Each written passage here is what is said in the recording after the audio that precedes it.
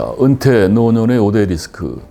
자, 은퇴라는 단어는 저를 싫어하는데 편의상 은퇴라는 얘기를 좀 하도록 하겠습니다. 앞에서 말씀드렸듯이 은퇴는 존재하지 않는데 많은 사람이 은퇴라고 얘기를 합니다. 나이 들미 후회는 9가지가 있는데 제가 책을 낸 덕에 그 협성대학교에서 은퇴, 노후, 재무설계 3시간씩 4번을 강의를 해달라고 해서 강의를 얼마 전에 간 적이 있었는데 그 대상자들이 화성시에 살고 거주하시는 55세에서 약 65세 전후의 사람들을 대상으로 한 30명씩 4차를 강의를 진행했는데 나이 들어서 가장 걱정되는 게 무엇이냐라고 제가 물어봤습니다. 지금 현재 고민하고 있는 것. 그러니까 이구동성을 하는 소리가 건강, 일자리, 생활비, 친구가 없을 것 같다, 심심할 것 같다, 할 일이 없을 것 같다.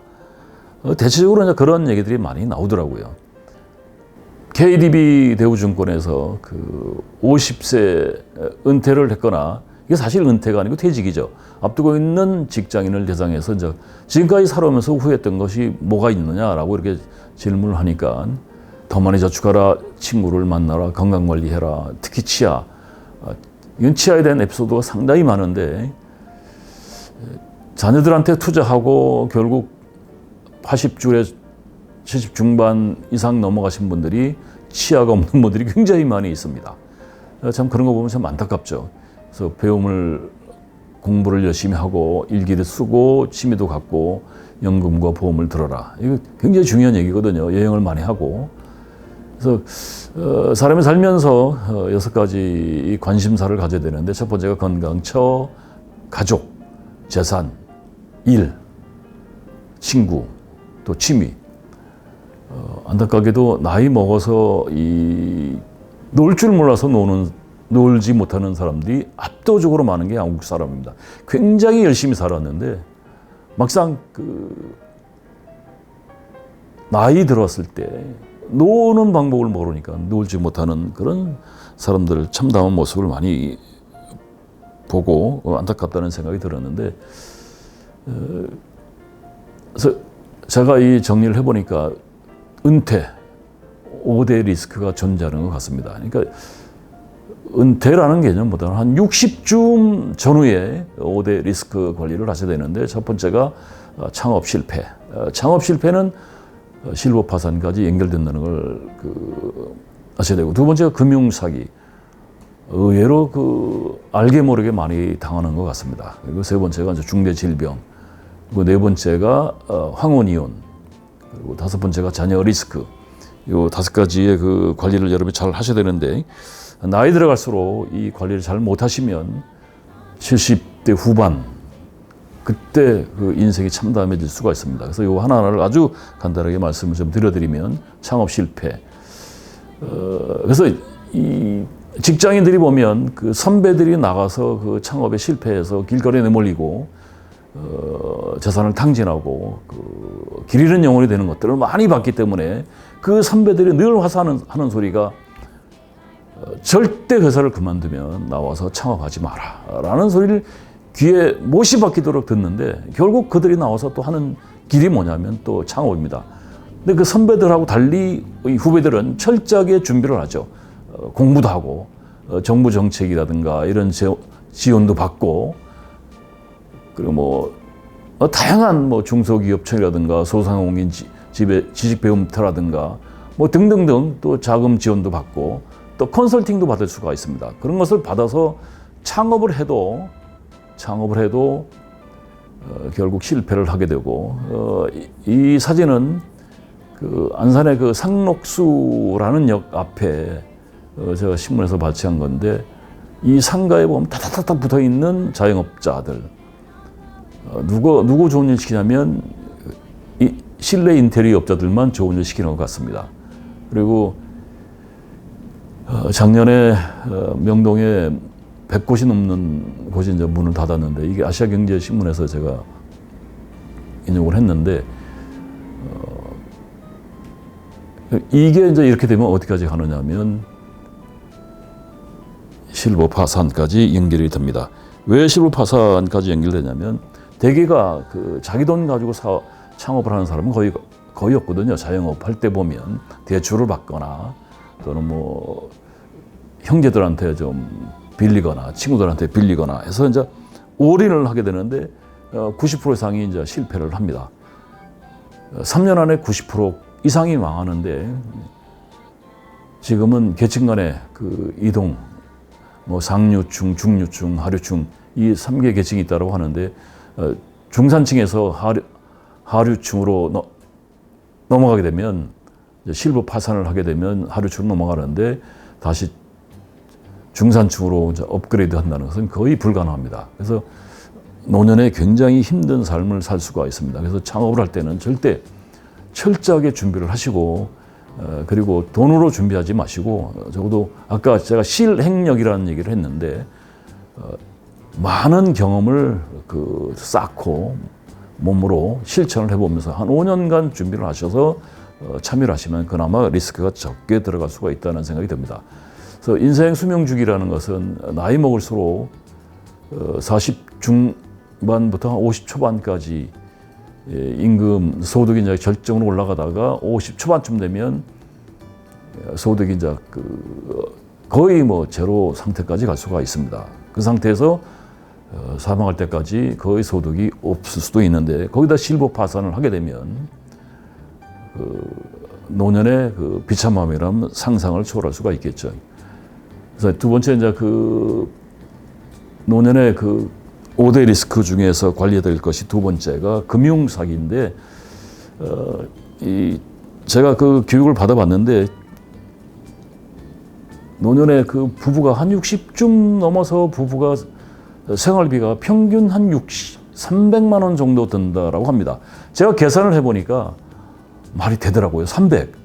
그럼 300이라고 한다는 얘기는 연봉으로 치면은 연봉 300은 현찰로 나와야 되는 거지 않습니까? 그러면 5천 정도의 연봉을 받는 사람이 가처분 소득이 한 300에서 한 350 정도 되거든요. 그러니까 부부가 60 넘어서도 5천짜리 연봉이 있어야 생활비를 감당을 할 수 있다라고 생각이 돼요. 근데 뭐 제가 이제 안타깝게도 생각하는 것이 여러분들이 보험을 쓸데없는 걸 많이 들고 있는 것 같습니다. 부부가 노년에 보험료로 뭐 암보험이라든가 실비보험이라든가 이런 것으로 나가는 지출이 40에서 많게는 50만 원 이렇게 나가는 것들이 굉장히 많이 있습니다. 그래서 제가 볼 때는 암보험 같은 거 국가가 관리해 주거든요. 그 진단비를 받으려고 가만히 생각하면 진단비를 받으려고 이제 암보험에 가입을 하시는 것 같은데 그 진단비가 중요한 것이 아니고 일단 생활비가 굉장히 중요하다고 생각이 됩니다. 그리고 뭐 노령연금 같은 거 저는 이제 강의하면서 그런 얘기 하는데 생활비 걱정하지 마라. 지금 50대라고 하면 하여튼 국민연금이 한 150 내외 그 이상 받을 수도 있죠. 그럼 지금 생활비가 300이라고 하면 150만 원이 가볍게 해결될 수가 있고 또 노령연금 우리는 OECD 국가 중에서 노인복지가 이제 최저이기 때문에 굉장히 상향이 될 수가 있다고 생각이 됩니다. 그러니까 노령연금도 사람들이 집 있고 차 있으면 노령연금을 못 받는다고 합니다. 65세가 되면 노령연금 신청을 하면 됩니다. 그러니까 70%가 노령연금을 준다고 하니까 악착같이 가서 때를 쓰면 받을 수가 있다고 생각이 듭니다. 그래서 투자를 잘 관리를 하셔야 됩니다. 나이 먹은 사람들이 투자보다는 자기의 있는 돈을 관리를 잘 하는 것이 금융사기를 면할 수가 있고 기억에도 생생한 옛날에 몇 년 전에 뭐 공공저축은행들 때문에 굉장히 많은 어르신들이 난감했던 기억이 아주 생생합니다. 그래서 제가 이거는 재테크라는 얘기인데 종잣돈이 있어야 되고 금융 IQ 이게 이제 재테크가 금융 IQ를 이제 재테크라고 할 수가 있습니다. 공부를 좀 하시고 그리고 이제 고급 정보가 있어야 되고 다수의 패배자 투자를 함부로 하시면 안 되고 이것도 역시 투자 시장에 들이대면 90% 이상이 패배를 한다는 것을 명심하셔야 됩니다.